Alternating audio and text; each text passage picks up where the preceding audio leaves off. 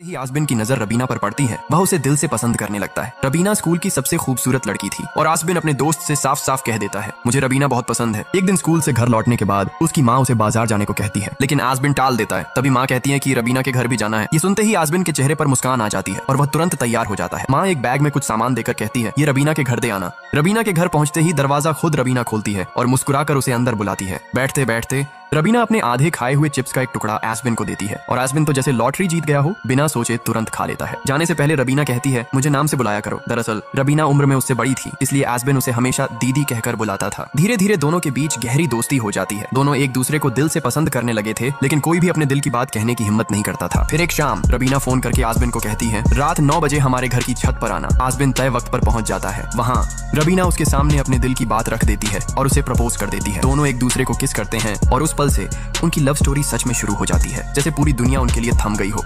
आसबिन और रबीना की प्रेम कहानी अच्छी खासी चल रही थी। दोनों एक दूसरे के साथ बहुत खुश थे, लेकिन एक दिन सब बदल गया। आसबिन के घर के सामने पूजा हो रही थी और उसकी माँ ने उसे कहा कि प्रसाद रबीना के घर देकर आओ। दिल में क्रिस्टोफर ये नाम सुनते ही आसबिन के पैरों तले जमीन खिसक जाती है। टूटे दिल के साथ वो घर लौटता है और पूरी रात रोता रहता है। अगले दिन स्कूल का पिकनिक होता है, सब मजे कर रहे होते हैं, लेकिन आसबिन चुपचाप कोने में बैठा रहता है। उसका दोस्त वजह पूछता है और सलाह देता है कि रबीना से बात करो। हिम्मत करके आसबिन उसके पास जाता है, लेकिन रबीना सामने से उसे अपमानित कर देती है और कहती है, तुम मुझे दीदी कहकर बुलाओ। ये सुनकर आसबिन को यकीन हो जाता है कि रबीना ने उसे धोखा दिया है और उसकी मोहब्बत एक ही पल में खत्म हो जाती है। रबीना ने जब आसबिन को सबके सामने अपमानित करके उसकी जिंदगी से निकाल दिया, तब वो अंदर से पूरी तरह टूट चुका था। प्यार पर उसका भरोसा ही उठ चुका था। सालों बाद एक दिन आसबिन अपनी सहेली की शादी में जाता है और वहाँ उसकी नजर एक लड़की पर पड़ती है, मीरा। वो उसे देखकर हाथ हिला रही थी। दरअसल मीरा आसबिन को पहले से जानती थी। शादी के बाद मीरा इशारे से उसे बुलाती है कि वो उससे मिले। दोनों मिलते हैं और उनकी दोस्ती गहरी होती जाती है। मीरा आसबिन का ख्याल रखती है, उसके साथ हंसती खेलती है, तस्वीरें खिंचवाती है और धीरे धीरे उस पर दिल हार बैठती है। एक दिन दोनों नदी किनारे बैठे होते हैं, तभी मीरा आसबिन को प्रपोज कर देती है और फिर उसे किस कर देती है। उस पल आसबिन के जहन में रबीना का धोखा फिर से ताजा हो जाता है, लेकिन थोड़ी देर सोचने के बाद वो हाँ कर देता है, क्योंकि सच यही है, जिंदगी में हर कोई सही इंसान का इंतजार करता है और आसबिन के लिए वो इंसान थी मीरा।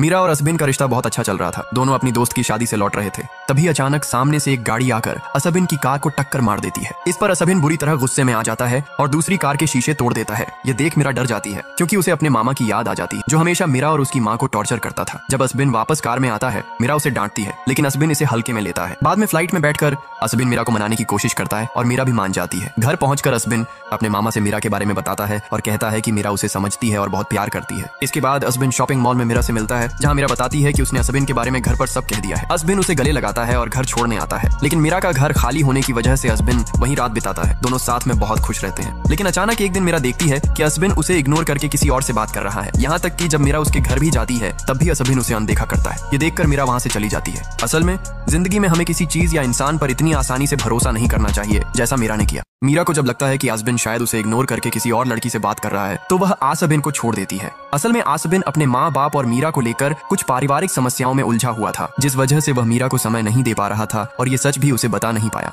कुछ दिन बाद जब आसबिन मीरा से मिलने जाता है और सब कुछ बताने की कोशिश करता है, तब मीरा उसे बताती है कि वह अब किसी और से प्यार करती है और उसी के साथ है। ये सुनकर आसबिन हैरान रह जाता है, मगर कुछ कहता नहीं। अगले दिन मीरा आसबिन को अपने घर बुलाती है। वहाँ जाकर आसबिन देखता है कि मीरा अपने नए बॉयफ्रेंड के साथ बैठी है। आसबिन चुपचाप वहाँ बैठता है। जब मीरा का बॉयफ्रेंड चाय बनाने जाता है, तो मीरा उसे कहती है कि आसबिन की चाय में अदरक डालना, क्योंकि आसबिन को अदरक वाली चाय पसंद। ये सुनकर आसबिन चौंक जाता है कि मीरा आज भी उसकी पसंद याद रखती है, लेकिन आसबिन कुछ कहे बिना वहाँ से चला जाता है। वह एक उम्मीद लेकर आया था कि शायद मीरा अब भी उसका इंतजार कर रही होगी, मगर मीरा को किसी और के साथ खुश देखकर उसका दिल भर जाता है, क्योंकि असली मोहब्बत पाने से नहीं, बल्कि अपने प्यार को खुश देखने में सब